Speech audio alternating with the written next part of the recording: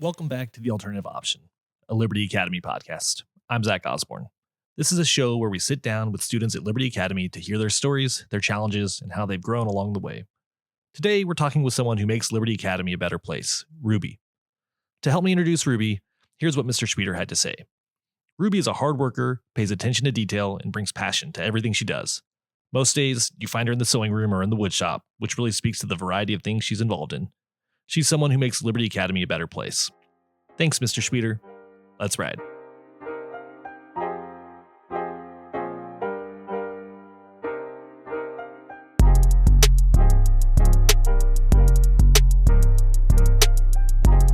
Welcome to The Alternative Option, a Liberty Academy podcast. I'm your host, Zach Osborne, and today I'm joined by a very special guest, our student here at the Academy, Ruby. Welcome to the show. Hello. Thank you for having me.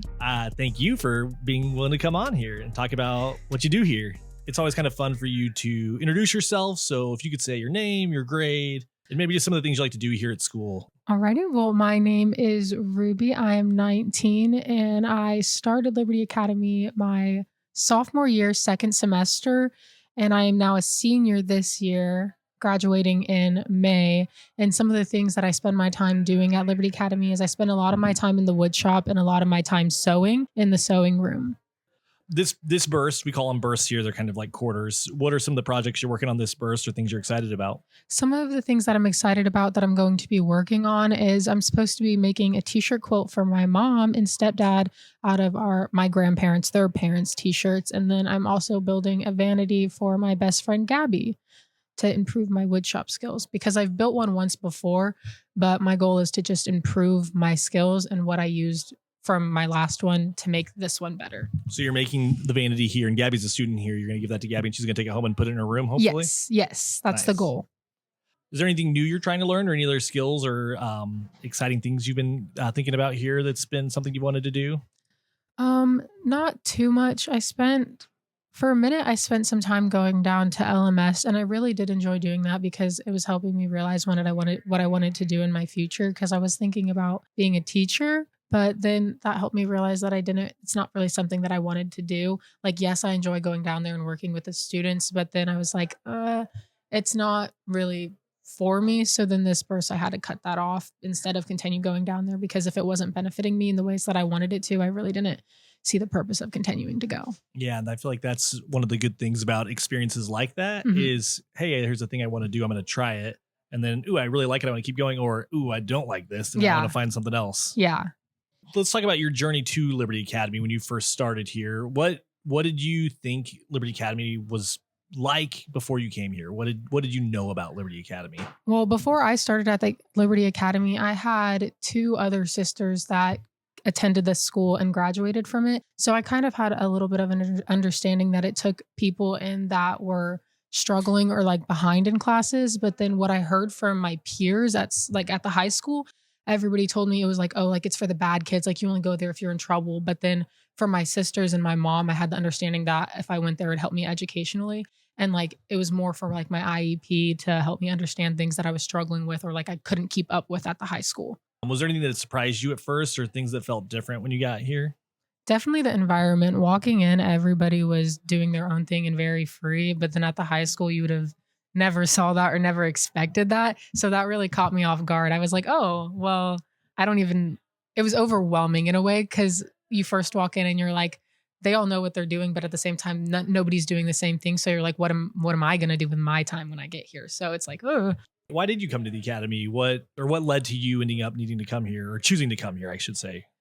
It started off because I was struggling with my classes. I started struggling with my classes and I would fall behind and I couldn't keep up with the work. And once I realized that I couldn't catch up with the work, I was like, oh, well, there's no point of going to these classes because I don't know what they're talking about. I haven't done the work. I can't catch up. So I'm not going to get to understand what they're talking about. So it kind of was the option like, go and sit there in class while everybody's working ahead and I'm sitting there like 3 weeks behind, or just don't go to class at all. And I chose not to go to class because I was embarrassed. So I stopped going to classes and then that made me fall even further behind. And then when I stopped going to my classes, I'd get in trouble for not going to my classes. Yeah. And then I was like, you know what? I don't like you. Don't talk to me. And then I'd give them attitude back. So it was really For me, it was like a domino effect. My mom pushed for me to go to the academy since my freshman year because of my IEP. She kind of felt and knew that I would struggle at the high school because she knew it was such a fast pace, and she saw it with my sisters. So she was pushing from day one for me to start going here, but I was kind of pushing back because I was like, no, everybody says the bad kids go there. Like, I don't want to go there. Like, that's not me, blah, blah, this. And then I made it worse for myself. So then I didn't really have a choice but to come.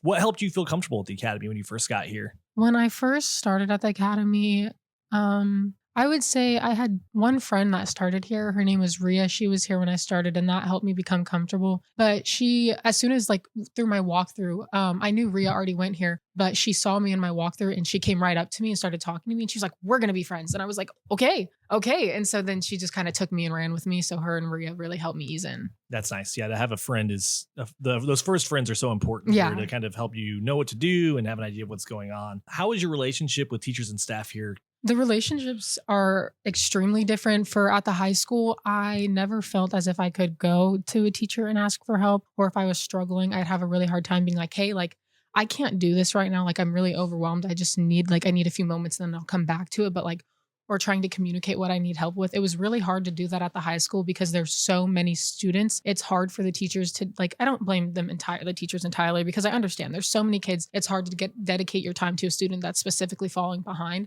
But here, no matter how I'm feeling or like where I feel like I'm at, I know I can always communicate with the teachers, and they'll always make the time for me. And I don't have to worry about them being like, well, why haven't you done it? Why don't you understand it? Like, I showed you this, I gave you the materials. Why don't you know? You know? Mm-hmm. So that's a big difference. Are there any staff members that you feel like you particularly connected with, or people that have had more of an impact on you than others? Actually, you. Fun fact. I was talking to Gabby about that earlier, but I would have to say Osborne and Schweeter. And let's talk about Schweeter. Like, what's that been like? What's your guys' relationship like? What do you guys do together? He's just really easy to talk to, and I connected with him a lot when I was in the wood shop, and I'd go in there and I'd build stuff. He made me realize that I'm not bad at math. It just takes me a little bit more to understand it. In woodshop, there's like, at the high school, when they introduce it to you, they introduce like a lot of math and like equations, and like, you got to do this to find this to get this built. And I was like, whoa, I can't do that. I don't understand that. And I don't want to do that. And then when I came to the academy and I took an interest in woodshop, I was like, I kind of want to try to build something, but I can't do the math. And he was like, yeah, you can. Yeah, you can. And so he pulled me aside, and as I would show him my ideas, we'd go through and he would explain the measurements to me, and he'd show me simpler ways to read it. And that just, I don't know, that he took the time to do that and help me with that. It clicked in my brain. And then I don't know. I go to him when I need to talk. And if I'm feeling overwhelmed, he doesn't force me to talk. He just lets me sit there. So that's really nice. How would you describe what your relationships have been like? What are your relationships like outside of school? Even like, do you feel like your time at the academy, or even just your time these last couple of years of growing and maturing, has impacted how your relationships are outside of school, like relationships with friends and family and things like that? I would say most definitely coming to the academy, and it kind of isolated me away from so many people, because at the high school I was talking to new people, different people every single day. But when I come to the academy, it's kind of the same people every day. And that really helps me, because then I'm not stressed about what I have, like how I have to act around specific people and stuff like that. And coming to the academy has helped me clear my mind kind of in a way when I come to communicating with people, and like what I want in my life and what I don't in my life. Because before I started the academy, I was surrounded by a lot of toxic things and not the best situations. And coming here and having to like be by myself for a bit and like figure out what I want to do, it's helped me reflect on myself a majority of the time, because I come to school and I go home and I go to work, and then I talk to the same 3 people, and I've realized that those people care for me. And then it's made me realize that there's a lot of people that I talk to that aren't really benefiting me, or like they don't genuinely care. So it's helped me reflect a lot. I could say, I guess. Yeah. Our school is so small. There's about 100 people here, including staff and students, about 100 students, but most days there's maybe 100 people here, probably less even. Mm-hmm. That it almost feels like a small town sometimes, where it's like you see the same people like every day. Everybody knows everybody. Yeah. And it's kind of like if you're frustrated with Mr. Schweeter or with Mr. Osborne, we got to figure it out, because we're working next to each other for the rest of the day. No, yes. It's not something, it really causes me to work through problems when I'm upset instead of just blowing them off and forgetting that it happened and be like, you know what, I'm just going to pretend that never happened. Okay, hey, let's talk about trips. So we do a lot of trips here at school. We go all over the place. Are there any trips that you really stood out to you that you really enjoyed? Kind of, there's one-off trips or there's kind of regular trips. What are some of the trips you've been on? Two of the trips that I really liked that helped me would have to be the sewing labs and going down to LMS. Like I said before, I really did like going down to LMS. It's just I decided to stop going because it wasn't really the job field that I wanted. But going down to LMS and working with the kids in the IEP classes, I don't know, it opened me up to realize that, you know what, I'm not the only one struggling. Like I was in these exact same classes and I'd help in her IEP reading group, which is so funny because I was in the same IEP reading group in middle school. And she would have me read it in front of the kids. And there was a lot of things that I realized, well, she realized that I was doing, that I was reading, that she was still teaching her kids. And she kind of used me as an example. And it was kind of weird in a way because it kind of made me self-conscious about how I read, but then it also made me realize that like, hey, you struggle with this and there's other people that struggle with it. And like to show that like, you know, you're still doing it and you're still trying, like, you know, that helps other people. And that's how she pointed that out for me. And I don't know, that just made me more comfortable in my reading skills and showing that I can grow and I am growing. And then going to the sewing labs really slows me down because it's when you sew, you have to take your time. You have to look at what you're doing and you have to pay attention. And a majority of the time, my brain is just going at 100 miles an hour. I don't take time. I don't slow down. I just go, go, go. So when I'm at the sewing labs, I really have to like listen to what he's saying and I have to what Drew's saying. And then I have to apply it to what I'm doing and just slow down in general. And what is the sewing lab? How would you describe that place? The sewing labs, I would say cozy, quiet, comfy. That's how I would describe it. Well, it's like it's its own business. It's downtown Kansas City, right? It's like a standalone business where they like are they teaching teach you people how to sew and like they give you scholarships and stuff like that if it's something that you're interested in to become a seamstress. And you go to like these small classes and then you learn new things. And then they'll try to get you like in a paid apprenticeship so you can start a career. Are there any trips that you look back at that were really fun? One-off trips that you're like, that was one of my favorite trips. When you remember your time at the academy, you're thinking of random trips. Are there any trips that you're like, that was a really fun one? The Renaissance Festival. Yeah. I really enjoyed going to the Renaissance Festival. I didn't know that we did that until my second year at the academy since I started my second semester. So I missed that at the beginning of the year. And when the teachers told us that, I was like, wait, what? And it was just really exciting and really fun because we got to hang out with our friends and we got to see a whole bunch of cool things and dress up. That was really fun.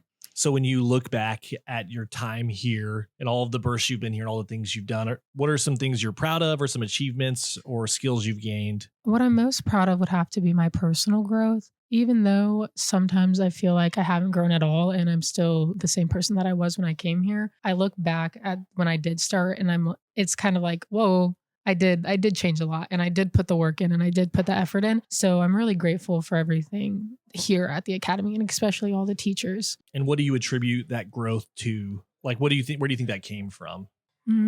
I think it came in from within me because it was really just a matter of what I needed for me. And well, that and the realization of, I feel like Gabby helped me grow a lot because she'd called me out on my BS when I would repeat the same pattern. She'd be like, hey, Ruby, like, what are you doing? And I'd be like, oh, crap. And so then I'd have to catch myself. But this sounds kind of self-centered, but I tribute myself a lot because not only did Gabby call me out, I had to call myself out and I had to find the patterns and I had to figure out how I could cope with those. And I'm still trying to figure it out and I still have a lot of growing to do. But since I've started the academy, the growth that I've seen in myself and the growth that others have said that they've seen in me, it's just crazy. Yeah. So yesterday we had a meeting with your mom, actually, just randomly. And she talked about how she's like, I feel like I have my daughter back and she's so proud of you. Mm-hmm. Why did she say that? Like, where is that coming from? Well, before I started the academy, I was not the best person and I was not in the best place. And before I started the academy, I wouldn't text her. I wouldn't call her, nothing. And so we didn't really have a relationship until I started at the academy. And then my first semester, like my first burst here, I didn't really talk to anybody because my relationship with my mom wasn't the best. And then I was also in a really bad relationship generally. And so it was hard and I wasn't myself. And I know I wasn't myself and I was just going through a lot. Yeah. For her, it was a big change from what I was and from what I am now because she saw me one way and then she saw me go down and then she saw me come back. Yeah. But yeah. And even though I feel like I'm not fully me, I'm getting there. And so she's just happy that I'm not where I was. Yeah. And you talking about growing over your time here. I know sometimes it doesn't feel like you've grown because you're kind of in the moment, you're in it. And then you look back and you see like, oh my gosh, I can't believe you see an old picture. And you're like, look how far I've come. Yeah. For me sitting here, it's like, I would just want to shake you and be like, oh my gosh, Ruby, you've grown so much. We're so proud of you and all of the things you've done and kind of how much you've matured. What advice would you give yourself or to other people? If someone was thinking about coming to the academy, what advice would you give them or what would you tell them about it?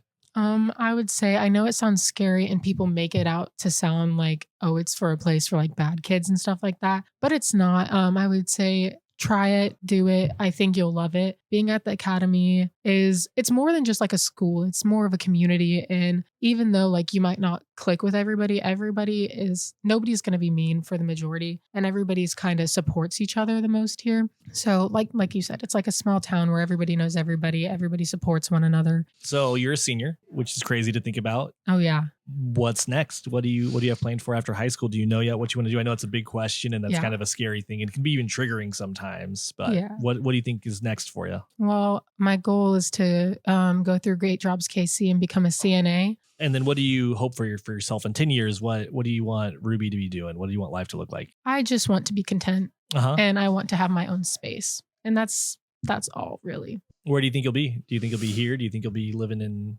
Tahiti? Where's I used to want to move all the way out to New Mexico, but the more I grow, the more I realize that I really like Missouri. And I know I talk crap on it and I'm like, oh, I don't want to be here. I want to get out of here. And there's a lot of memories here, good and bad, but I don't think I could find myself fully leaving. But I definitely do want to travel and see other things before I completely settle down. Yeah.